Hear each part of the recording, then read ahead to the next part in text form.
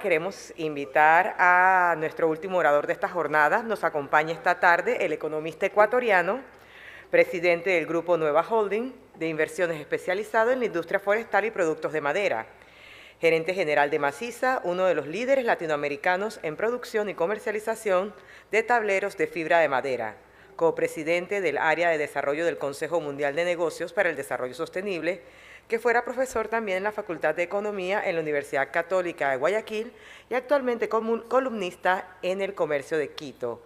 Doctor Roberto Salas, lo invitamos para que nos presente su conferencia, Las empresas en la sociedad actual. Démosle un aplauso. Pueden dar aquí. Muchas gracias. Hoy quedó demostrado una vez más de la eficiencia de las mujeres. Tomó su tiempo, es más, lo racionalizó de una manera extraordinaria, sacando mensajes tan buenos. Así que te felicito. Pues yo tengo una desventaja y una ventaja. La desventaja es que soy el último. Y por lo tanto los cojo un poco cansaditos. ¿O no? No. Bueno, eso es buena noticia. Pero la ventaja, y que la voy a aprovechar,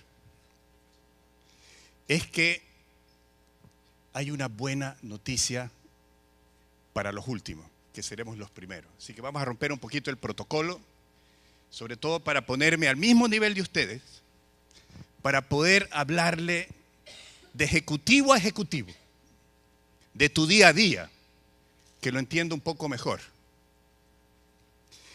Y darte dos noticias.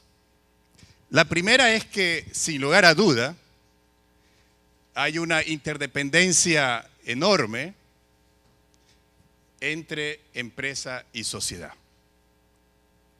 Eso no es novedad. La novedad, probablemente para algunos, es que está totalmente desaprovechada todavía. Y la segunda es de que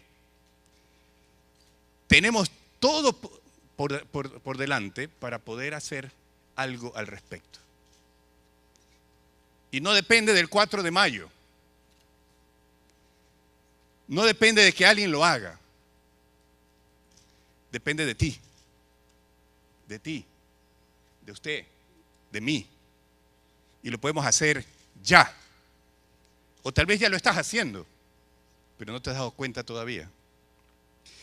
Y vamos a empezar diciendo de que esta interdependencia está totalmente ligada a dos grandes elementos y declaraciones que encontré preparándoles este pequeño resumen. El señor Schmidheiny, fundador del Consejo Mundial de Empresas para el Desarrollo Sostenible en los años 90, dijo: no hay empresas exitosas en empresas fracasadas, en sociedades fracasadas. Y eso lo tomó el Consejo y lo tomó como un paradigma nuevo. Hace poco tiempo atrás, Michael Porter, en uno de sus mejores escritos, que se los recomiendo, está en Harvard Business Review, Empresa y Sociedad, encontré esta frase: una sociedad sana necesita de empresas exitosas. Entonces, habiendo tanta convergencia en este tipo de elementos, el tema es por qué razón esta interdependencia no la podemos aprovechar al máximo posible. Y hay muchas de las razones que se han explicado aquí durante toda la mañana, durante toda la tarde. Incluso Bernardo hizo un tremendo resumen de algunos temas. Por lo tanto, voy a ir un poquito más rápido en esta parte. Es que hay muchas tensiones. Hay muchas tensiones sociales que captan la atención, la priorización desde el punto de vista de los gobiernos y de la sociedad civil, y que no pueden resolverlo. El tema de la pobreza, ha habido avances, en muchos países latinoamericanos también, sí, es verdad, pero ¿cuánto es bueno? Y aquí viene alguna premisa que dice: no todo lo bueno es suficiente. Por otro lado, la desigualdad es un tema que se está priorizando cada vez más por las presiones y las tensiones que vienen, sobre todo de la sociedad civil, sobre todo de los jóvenes. Como alguien decía, cuando eran niños aprendieron algo, cuando son adultos no les gusta lo que están viendo y quieren cambio. Y proponen los cambios de la manera distinta como lo hacían nuestros padres o como lo hacemos nosotros mismos. Por otro lado, la escasez de alimento. Alguien decía, estamos pasando de un paradigma de la abundancia a un paradigma de la escasez. Y parte de ese paradigma de la escasez es justamente aquello de lo cual es fundamental para la vida de las personas. Alimento, saneamiento, agua. Solo para complementar lo que decía Bernardo, en el tema de saneamiento, algo que puedo hablar porque trabajé muchos años en una empresa que conducía agua y llevaba saneamiento a las poblaciones aquí en Latinoamérica.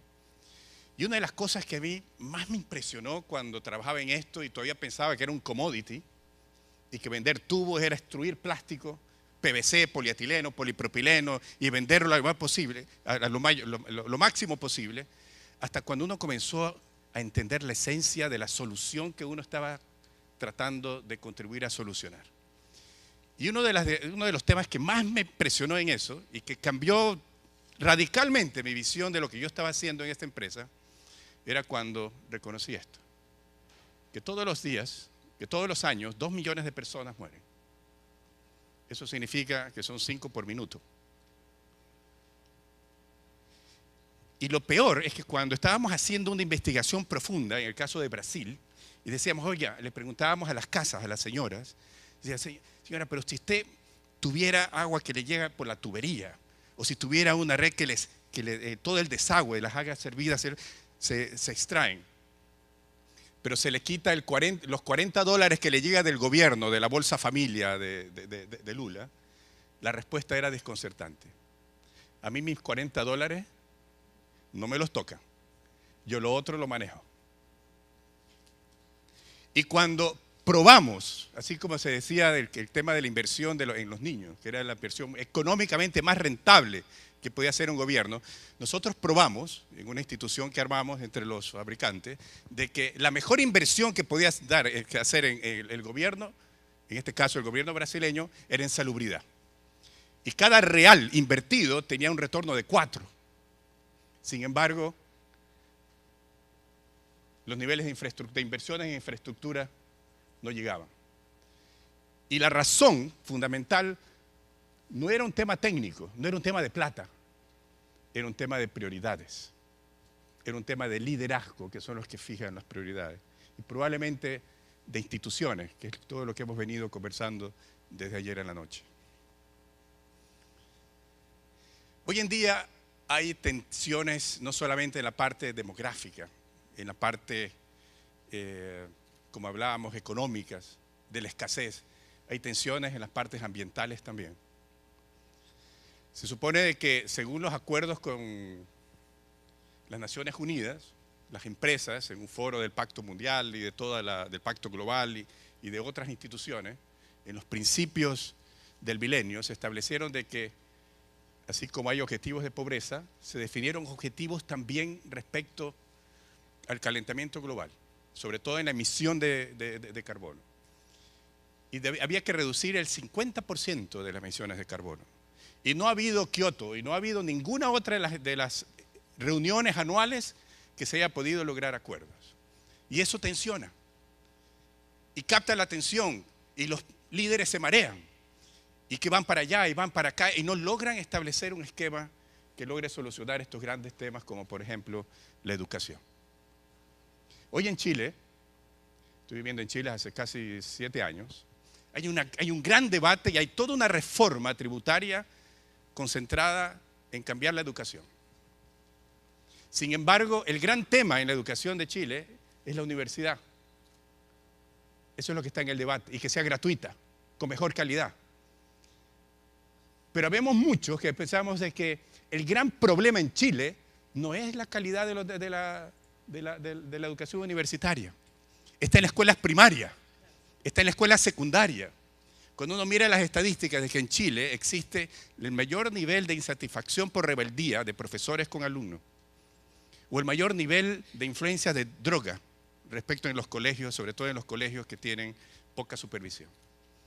comparado con otros países. Probablemente la gran revolución que requiere Latinoamérica y probablemente más allá de revoluciones idealistas, es la revolución pragmática de la educación. Pero no quedarnos solamente con la educación de la niñez, lo cual es muy importante por las buenas razones que se han dicho a lo largo de estos días. ¿Y qué pasa con los adultos? ¿Qué pasa con nosotros mismos? Cuando no sabemos tener las prioridades claras, cuando no sabemos movilizarnos. ¿Y eso quién nos enseña? Porque se nos pasó el avión. Eso no nos lo enseña nadie. Nos dejamos llevar por las presiones y esa falta de organización, de capital social, de que nosotros mismos no sabemos hacerlo, es lo que nos hace como comunidades más débiles frente a todas estas otras tensiones abrumadoras como las que hemos hablado hoy. Corrupción, falta de institucionalidad, etc. El tema de los jóvenes con la capacidad de empleo, no tengo que repetirlo porque ya se mencionó. Pero las empresas también tenemos nuestras propias tensiones, que nos ayudan a mantenernos en este embudo de tener nuestra propia visión de los temas. Y nos olvidamos de que hay otros actores que también tienen necesidades para poder aportar o para poder ayudar a solucionar. El primer tema, aunque nos duela, pero alguien tiene que decirlo, es la desconfianza. Así es como ve mucha gente al capitalismo post-Enron, post-subprime. En el mismo Chile, así es como se ve el capitalismo, por muchas personas, probablemente la mitad de los chilenos. ¿Y por qué? Porque hace poco salieron un gran tema de una colusión de las grandes cadenas de farmacia, que inundó la prensa chilena. Porque hace poco tiempo una gran tienda por departamento que atendía a la gente más pobre fue descubierta de que falsificaba información o renovaba los contratos por los créditos, por las famosas tarjetas de crédito, de manera unilateral. Y solamente fue una Defensoría del Pueblo, una secretaría que toma denuncias de poblaciones, en las cuales comenzaron 20.000, después 100.000, después llegaron a 1.000.000, 1,5 millones de denuncias de insatisfacción por cómo esta tienda cobraba y renegociaba las deudas de manera unilateral, haciendo, obviamente, inflando sus balances y estableciendo un gran esquema de utilidades, cuando en el fondo no existían. Y así, con otros elementos, comienza a haber una insatisfacción respecto a de que el propio sistema de la economía de mercado tiene también tensiones que la deben obligar a cambiar, a ser más justa y más humana. Pero ¿cómo hacer eso cuando hay una hipercompetencia? Hace poco me decía un colega, me decía, oye Roberto, ¿cómo es que hay que pensar en responsabilidad social y esas cosas? Cuando me cuesta llegar al presupuesto de las ventas y de las utilidades del mes. No me hables de cosas de largo plazo, por favor. Y tiene algo de razón. Pero hoy la gerencia que se debe aprender y que se debe enseñar es la gerencia bipolar. Esa gerencia que es capaz de mantener prioridades distintas al mismo tiempo, corto y largo plazo al mismo tiempo. Eso es lo que las universidades deberían enseñar a los nuevos gerentes. Aquel que sabe no solamente rendir cuentas a un accionista, sino también a otros grupos y saberlo hacer con propiedad. Y algo de eso les voy a participar después un poquito. Entonces, la hipercompetencia, que al mismo tiempo se aumenta en cuanto a su nivel de tensión, de presión, de estrés, a su vez ahora hay que rendir cuentas no solamente al accionista, ahora hay que rendirle cuenta a la comunidad que se queja, porque los fletes pasan. Oye, pero si genero trabajo. Sí, pero la gente aspira mucho más que genere solo trabajo. Dice, mi responsabilidad como empresario, como ejecutivo, como empresa, frente a la sociedad, es producir, pagar mis impuestos, generar empleo. Y normalmente ese es el cassette que tenemos en nuestra cabeza porque nos enseñaron así cuando fuimos a la universidad. Hoy ese cassette ya está caduco. Eso ya no funciona. Hoy tienes demandas de todos lados. Tienes demanda de tus clientes. Y ya no solamente que le vendas barato y buena calidad, sino que le des información. Yo quiero saber lo que compro. Las comunidades, que si ven un humo por ahí ya te comienzan a ver, oye, yo quiero saber si ese humo es vapor o si es cuánto material particulado tienes ahí. Y si no lo respondes, te lo exigen por este nuevo mundo, el nuevo mundo virtual. La velocidad en que está cambiando lo público de lo privado, y eso algo se mencionó, es extraordinariamente alto. Hoy es mejor pensar de que cualquier cosa que haces, personal o empresarial, es público. Porque tú nunca sabes quién te tomó la foto con un Samsung o con un iPhone y te puso en el Facebook. Donde quiera que estés. O lo que tú estás diciendo en un email, tú no sabes quién te lo puede también copiar N veces sin que tú te des cuenta. Entonces, con todo este aceleramiento de las tecnologías, hoy se habla de las nubes, del cloud, y eso solamente por empezar. Hoy tienes el Big Data. Tienes informaciones que tal vez ya te olvidaste que tienes, pero alguien te las puede capturar. Muchos dicen, oye, too much. Mucho para un gerente. Bueno, ese es el tipo de gerente que necesitamos hoy en día. Y si es too much, mejor cambia de profesión. Las presiones por regulaciones. Mucho se ha dicho de esto también hoy día, no tengo que repetirlo. Pero esas regulaciones solamente van en aumento por las mismas presiones que existen en la sociedad. Por otro lado, estas tensiones no tienen solución de la misma forma que le hemos venido trabajando. Es decir, cada uno por su lado. Las empresas con sus presiones y estrés, el Estado por el de ellos. ¿Y entonces qué hacemos? Hay que reconocer en este caso que el Estado, por ejemplo, aunque no lo quiera, es insuficiente. Y por algunas buenas razones. El Estado, los gobiernos solamente pueden hacer lo que está legislado. Y por lo tanto, tienen cadenas de restricciones, o deberían tenerlas. Sobre todo en el tema presupuestario, que es más claro. Tienen acceso restringido a tecnología. Los estados, los gobiernos no generan tecnología, no generan innovaciones. Lo podrían hacer, pero no tienen la competencia. ¿Por qué? Porque no tienen los incentivos. Tienen otros tipos de incentivos que también son positivos. El incentivo de generar impactos sociales, de mejorar las regulaciones, o al menos deberían serlo los incentivos correctos. Pero al mismo tiempo, hay otro actor que puede hacer todo lo que no está prohibido. Esa es la gran diferencia. Y esas son las empresas. Es un actor en el cual puede aportar en lo que realmente más sabe. Como por ejemplo, inversiones de capital, recursos financieros, desarrollo de tecnología, experiencia de gestión, capacidad técnica, capacidad de hacer convertir proyectos en realidad.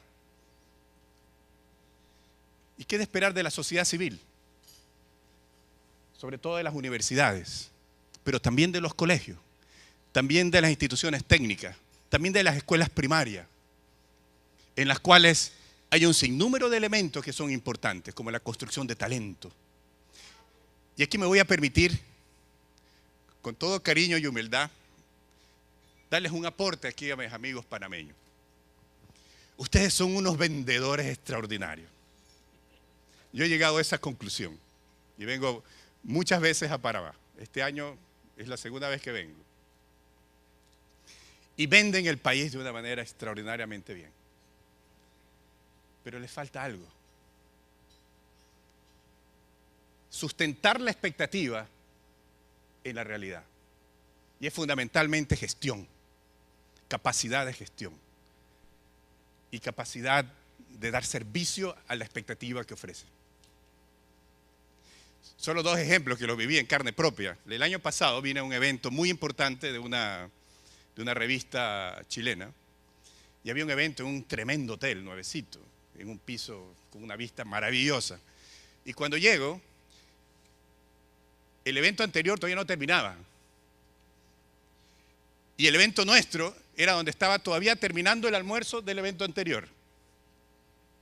Y entonces después comenzó todo un cambio, porque tenían que venir otras 200 personas a esa parte, y nos daba una pena ver a los meseros preocupados con todas las sudados, cargando las sillas y esto para que nosotros podamos ahora ocupar la mesa. O a veces cuando, después de un buen almuerzo como el de hoy, dice, señor, me trae un cafecito. Y dice, oye, aquí es el service, maestro. Así que, no te preocupes, con todo gusto, no, tranquilo. Entonces la expectativa que crea el panameño es muy buena. La marca país, por todo esto que uno ve. Hay dos lugares que a mí me encanta llegar cuando llego de viaje. El uno es Santiago. Espectacular. No parece que llega. El segundo es Panamá. Hay otros también que a uno le gusta, sobre todo por la conversa que uno tiene con los taxistas. Pero si es de infraestructura y de promesa, es fundamentalmente estos dos países. Pero sería bueno de que este tema de adaptar la promesa país a la capacidad de gestionarla sea una de las prioridades de las instituciones, o públicas o privadas, no importa, para poder ser más exitoso en este tema. Disculpen la sinceridad. El otro tema que estamos hablando aquí es respecto a la sociedad civil. Y en la sociedad civil, los medios de comunicación, como muy bien nos lo decía, hay roles extraordinarios. No solamente para comunicar, para informar, sino para educar. Es parte complementaria de lo que yo decía hace poco. Me van a decir ustedes de qué manera la tendencia de los jubilados, que está solamente para aumentar en población en los próximos años, ¿cómo vamos a usar ese talento que ya hoy se lo ve perdido? Encontré una idea fabulosa en Chile y se está creando una institución que está teniendo mucho éxito que se llama Mentores para Chile. Y los mentores son personas de 60 años para arriba con una experiencia empresarial estupenda, y hay una institución que hace el puente entre esa experiencia y conocimiento para ofrecérsela a las pymes. Pymes que en muchos casos se quedan bonsai, que siempre son pymes, cuando el mayor propósito que debe tener una institución, sobre todo de gobierno con las pymes, es que las pymes se conviertan en medianas y grandes empresas y que no se queden siempre como pymes. ¿Cómo creces eso? A través de transferir experiencia. Por otro lado, en las ONGs, yo no he encontrado mejores aliados para entender cosas que no entiendo, porque no me la enseñaron como gerente, pero que han sido tremendamente útiles a través de poner en la misma mesa a personas de otros sectores. Me voy a referir de eso un poquito más adelante. Porque no es fácil hacer sinergias entre empresas, gobiernos, ONGs, sociedad civil. Es tremendamente difícil, sobre todo cuando no se sabe. Pero yo voy a tratar de ponerles a ustedes una forma, una experiencia que tal vez pueda ayudar a ser el que primero salga a bailar sin esperar de que otro salga y romper esa fricción que hay entre me decido o no me decido. Y el tema es muy fácil. En las empresas hay un esquema que frena las iniciativas, que es fundamentalmente el síndrome de nuestra independencia. Nos da vergüenza decir que necesitamos ayuda. Es como vernos débil. Por otro lado, nos obsesiona el corto plazo. No hemos migrado muchos todavía hacia ver más allá de 2 años, a veces incluso más allá de 1 año. Por otro lado, nos enseñaron en la teoría de la estrategia de los años 70, 80, de que el diseño de la estrategia es que si alguien gana, hay otro que debe perder. Yo voy a ganar tanto, voy a subir market share, ¿y quién es el que va a dejar ese mercado? ¿Cuál es el más débil? ¿A quién nos los vamos a robar? Y por otro lado, esa desconfianza que hay entre el uno y el otro. En el Estado no tengo que decirlo porque mucho se ha hablado sobre este tema, pero fundamentalmente yo lo que veo en mi experiencia de manejar una multilatina es que yo veo gobiernos que no han podido romper el dilema del dogma y el pragmatismo. Y los gobiernos que yo veo que mejor se desempeñan son los más pragmáticos, cualquier dogma que tengan de doctrina. Caso China, capitalismo de Estado. No digo que China es la panacea, pero han evolucionado muchísimo con sus reformas económicas. El caso Chile, que lo conozco mejor y de fondo, desde adentro. Es un país que se ha manejado en los últimos 25 años fundamentalmente con gobiernos socialistas, solo con la excepción del anterior de 4 años, pero con un pragmatismo enorme en lo que se refiere a la economía. Por otro lado, la institucionalidad política, que ya se ha hablado demasiado, pero por otro lado también los pocos vasos comunicantes positivos entre el sector público y el privado con el público. Y de nuevo la misma palabra, desconfianza. La ciudadanía. Hacer proyectos con ONGs, y se los digo francamente, y he hecho muchos, primero hace más de 10 años con Hábitat para la Humanidad, y lo hice en Costa Rica, en Centroamérica, y después he hecho muchísimos con otros, pero los primeros años fue muy duro. Era difícil sintonizarse. Era difícil definir plazos como uno piensa, mediciones. Y al inicio era como, viene una ONG a tomar plata, oye, no, yo no lo recibo. Sé que vienes a pedir plata y no estamos para eso. No hay. Y por otro lado, hay soluciones para este tipo de limitaciones. ¿Qué es lo que mejor me ha funcionado o ha funcionado a las empresas que he podido manejar? Después de muchos errores y muchas fallas. La mejor forma de identificar esas colaboraciones no es con los puntos de diferencias, sino con los puntos en que estamos de acuerdo. Los intereses comunes. Es ahí donde está la búsqueda de la convergencia de un interés, de que a mí me interesa como empresa y a una ONG o al Estado le interesa como institución. Y segundo, es alinear los intereses. Tercero, manejar las diferencias, porque estas persisten. Y establecer proyectos lo más específicos posible. Y sobre todo en estos proyectos, establecer alianzas con los gobiernos que uno cree que funciona. Y en nuestra experiencia, lo único que ha podido funcionar de una manera efectiva son las alianzas con los gobiernos locales, no con los gobiernos centrales o los gobiernos nacionales. Municipios, instituciones específicas de educación, por ejemplo, para crear oficios y puedo enumerar muchos ejemplos sobre esto. Sin embargo, voy a participar 2 de ellos. Aquí se habló de corrupción. El grupo tenía años atrás un negocio en el cual el 35% dependía de licitaciones públicas. Y un momento en que vimos la necesidad de poder influenciar en la agenda del gremio para poder tener licitaciones más transparentes. Y en ese sentido, tocamos la puerta de Transparencia Internacional para hacer lo que en esa época, estoy hablando de los años 2003, 2004, estos pactos de integridad. Y creamos un Integrity Pact con Transparencia Internacional en el gremio de productores de tuberías para saneamiento. Lo establecimos en Colombia, lo establecimos en Costa Rica, lo establecimos en Argentina y procuramos hacerlo también en Brasil. Y la idea era hacerlo en todos los países. A la firma del contrato, como pueden imaginarse, todos participaban.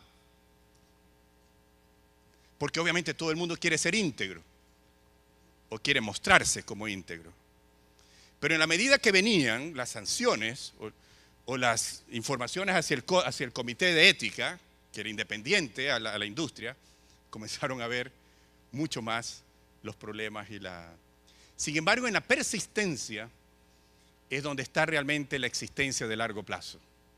Y más que la persistencia es la consistencia. Y más que la consistencia es la capacidad de resistir ante muchas tentaciones que existen en el día a día. El Chile Day, por ejemplo. El Chile Day es una iniciativa del Ministerio de Hacienda de Chile. Y todos los años van a Nueva York o a Londres, ministro, su secretario, presidentes de AFPs, presidentes de empresas, a promover juntos el país, a establecer una imagen de que lo que se escucha en la práctica sucede y por lo tanto aumentar la credibilidad para que los inversionistas crean en las institucionalidades, al menos en esta parte de la gestión de Chile. Cuando buscamos un esquema de cómo romper algunos paradigmas en el negocio forestal de México, había un paradigma de que si uno no tiene bosques, uno no puede tener fábricas. Y por eso no había una industria importante en el negocio nuestro de tableros para muebles en México. Y entonces, estableciendo un esquema, hicimos una asociación con el gobierno de Durango, con el gobernador, que uno de los señores que está ahí, don Jorge Herrera, con propietarios, medianos y pequeños propietarios, y Maciza para la transferencia tecnológica, de tal manera de crear 100.000 hectáreas de bosques sustentables en el estado de Durango. Las primeras 100.000 hectáreas de bosques plantados comercialmente para uso comercial. Eso lo hicimos hace 3 años. Hoy estamos alrededor de 5.000 hectáreas, un plan que va hasta hacia el 2027. Muchos problemas, pero con la convicción de que hay el mismo interés entre el gobernador, entre las empresas y las industrias, obviamente existe más probabilidad de que las cosas funcionen. Entonces, el tema es que estamos destinados a crear nuevos paradigmas. Esa es nuestra clave, ese es nuestro destino. Y esos nuevos paradigmas es el paradigma de la sustentabilidad en primer lugar. Pero entendiéndola mejor de lo que la entendemos. Porque normalmente la sustentabilidad la ligamos mucho al tema de la conservación y la conservación planetaria, cuando lo que hay que conservar es al ser humano. Este planeta, mis queridos amigos y amigas, antes de que el hombre o la mujer, que el ser humano esté aquí, ya tenía millones de años de existencia. Y el día que nosotros mismos decidamos autoextinguirnos, el planeta Tierra, con más dióxido como quieras, va a seguir otros miles de millones de años. Y entonces la gran preocupación debe ser cómo hacemos habitable para que el ser humano pueda tener una vida digna. Y en ese sentido, hay un gran tema de un segundo paradigma, que es cambiar el paradigma del ganar-perder por el paradigma del ganar-ganar. Eso lo puso Stephen Covey hace como uno de los grandes hábitos y lo desarrolló de una manera espectacular. Pero todavía a veces nos puede faltar el cómo se logra el paradigma ganar-ganar. Y aquí una fase. El ganar-ganar, uno puede representarlo en esta frase que es hermosísima. Algunas parecidas se habló hace poco, que decía que cada uno busque no solo su propio interés, sino también el de los demás. Creo que Bernardo mencionaba algo parecido. Esto suena a valor compartido, suena como share value, suena como algo escrito por alguien como Porter, ¿no? Que seguramente escribió algo parecido. ¿Pero es de Porter? No. Esto lo escribió San Pablo en una de las cartas a los filipenses allá por el año 60 después de Cristo. Y entonces esto tiene tanto tiempo. ¿Por qué todavía seguimos discutiendo si el share value, si es que el pensar? ¿Por qué? Y es que nos falta pasar de la inspiración, sobre todo los católicos, los cristianos, vamos los domingos, escuchamos, salimos inspirados, y después nos falta conectarlo a tierra, en el día a día. Vamos a llevar esto al caso de las empresas. Hicimos, ¿cuáles son los pilares para esto? Convicción, sin duda. Consistencia, persistencia, resistencia. sobre todo para mantenerte en esa convicción y no ceder. Pero también necesitamos método. Sobre todo los gerentes, ese es nuestro ADN. Para hacer que las cosas funcionen, necesitamos transferir todo eso a método, a proceso, para poder llevarlo en una empresa. Y aquí hay 9 pasos para hacer un proceso. Primero, obviamente, lo básico. Sin esto, olvídate. Pero lo más interesante viene por acá. Tienes que crear instituciones internas.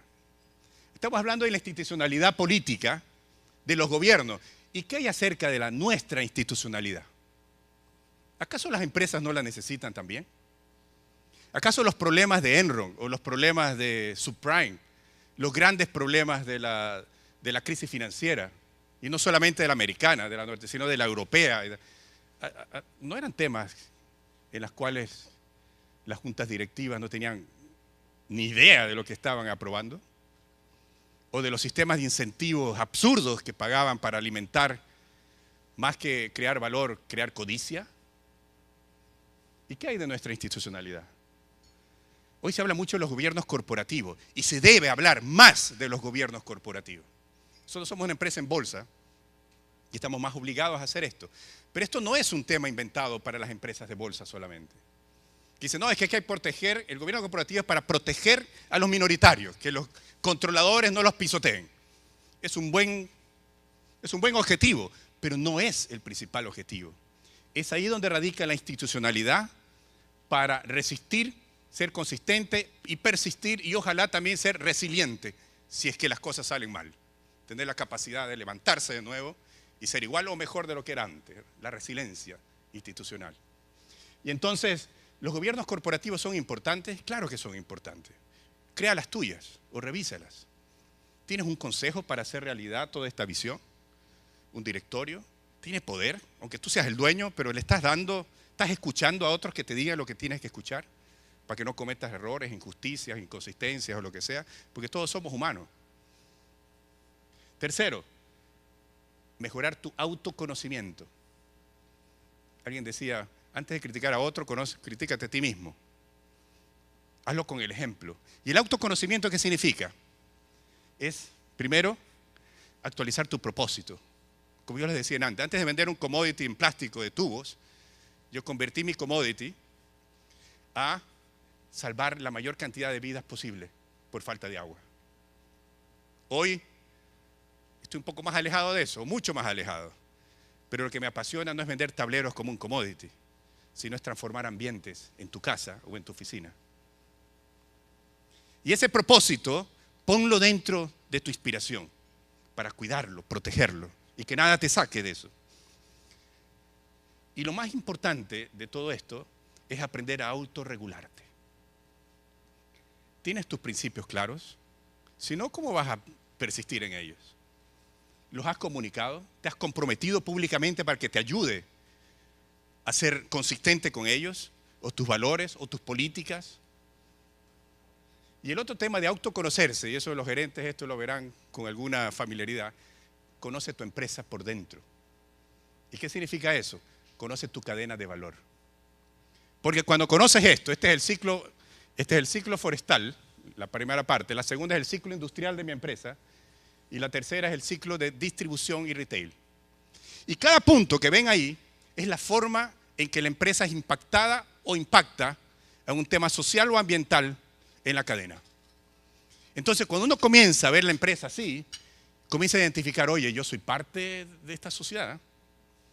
Yo pensé que estaba un poquito alejado, pero soy parte de este cuento de la sociedad.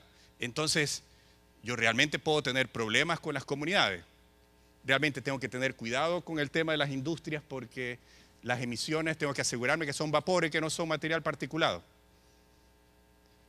O los fletes. Y entonces esto de aquí me comienza a ayudar a responder otros temas, como por ejemplo, ¿cuáles son tus stakeholders? ¿Dónde quieres priorizarlo? ¿Cuáles son los desafíos sociales, las tensiones sociales que hablábamos al inicio, en las que yo participo como empresa? Y comienzo a ver mi empresa como un ente que interactúa. Nosotros con los bosques interactuamos con el cambio climático, porque capturamos carbono. Y mientras mejores bosques tengo, más capturo y puedo hacer un buen negocio, no solamente aliviando el calentamiento global, sino en algún momento puedo emitir bonos y tengo el incentivo correcto. Por otro lado, cuando uno lo mira desde el punto de vista de la cadena, viendo esto encontramos de que había una interacción con decenas de miles de ebanistas, como lo dicen ustedes, que siempre lo habíamos visto como un target para venderle tablero. Pero comenzamos a ver esto y empezamos a descubrir de que el ebanista es un hombre triste, de baja autoestima, solo. No quiere que su hijo sea ebanista. Y comenzamos a ver de que este tema de la inclusión, ¿suena ese tema de la inclusión? Decíamos, oye, ¿y esta gente por qué no las metemos más en nuestro modelo de negocio para que sean parte de él? Y creamos una red de mueblistas maciza, la red M. Hoy llevamos alrededor de 30.000 mueblistas en Latinoamérica, con una visión al 2025 de llegar a 100.000 mueblistas, en el cual pueden tener una diferencia. Porque el mayor problema cuando compras un mueble no es el mueble, es quién te lo instala o quién te lo hace. Y cuando comienzas a entender eso, dices, oye, aquí esto que es un problema social que tiene este gremio, que está solo, que tiene todos estos temas y que es pobre normalmente, oye, aquí hay una oportunidad que hace que mi responsabilidad social sea estratégica, porque se confunde con lo que yo hago en el día a día. Y es eso lo que nosotros como ejecutivos y empresarios tenemos que lograr para tener este éxito.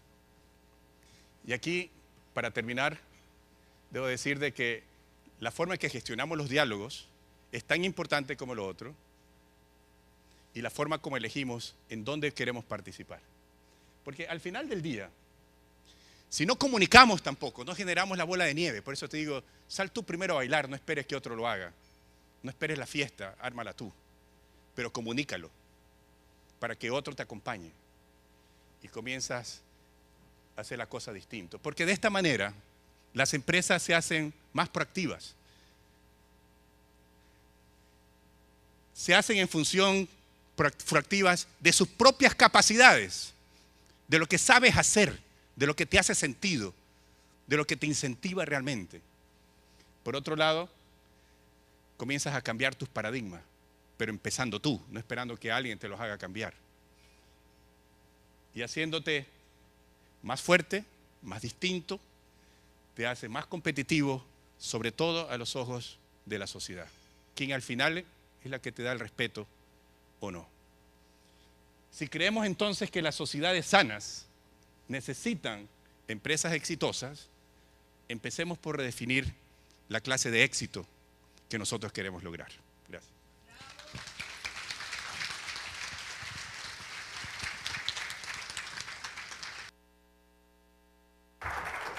Declaraciones que encontré preparándoles este pequeño resumen.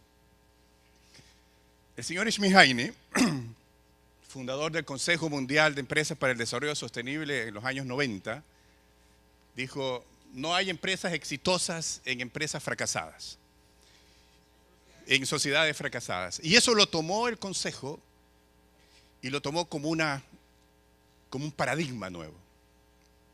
Hace poco tiempo atrás, Michael Porter, en uno de sus mejores escritos, que se los recomiendo, está en Harvard Business Review, Empresa y Sociedad, encontré esta frase: una sociedad sana necesita de empresas exitosas. Entonces, habiendo tanta convergencia en este tipo de elementos, el tema es por qué razón esta interdependencia no la podemos aprovechar al máximo posible. Y hay muchas de las razones que se han explicado aquí durante toda la mañana, durante toda la tarde. Incluso Bernardo hizo un tremendo resumen de algunos temas. Por lo tanto, voy a ir un poquito más rápido en esta parte. Es que hay muchas tensiones. Hay muchas tensiones sociales que captan la atención, la priorización desde el punto de vista de los gobiernos y de la sociedad civil. y que no pueden resolverlo. El tema de la pobreza, ha habido avances. En muchos países latinoamericanos también, sí, es verdad. Pero, ¿cuánto es bueno? Y aquí viene alguna premisa que dice, no todo lo bueno es suficiente. Por otro lado, la desigualdad es un tema que se está priorizando cada vez más por las presiones y las tensiones que vienen, sobre todo de la sociedad civil, sobre todo de los jóvenes. Como alguien decía, cuando eran niños aprendieron algo, cuando son adultos no les gusta lo que están viendo y quieren cambio. Y proponen los cambios de la manera distinta como lo hacían nuestros padres o como lo hacemos nosotros mismos. Por otro lado, la escasez de alimentos. Alguien decía, estamos pasando de un paradigma de la abundancia a un paradigma de la escasez. Y parte de ese paradigma de la escasez es justamente aquello de lo cual es fundamental para la vida de las personas. Alimento, saneamiento, agua. Solo para complementar lo que decía Bernardo, en el tema de saneamiento, algo que puedo hablar porque trabajé muchos años en una empresa que conducía agua y llevaba saneamiento a las poblaciones aquí en Latinoamérica. Y una de las cosas que a mí más me impresionó cuando trabajaba en esto y todavía pensaba que era un commodity para los últimos, que seremos los primeros. Así que vamos a romper un poquito el protocolo, sobre todo para ponerme al mismo nivel de ustedes, para poder hablarle de ejecutivo a ejecutivo, de tu día a día, que lo entienda un poco mejor. Y darte dos noticias.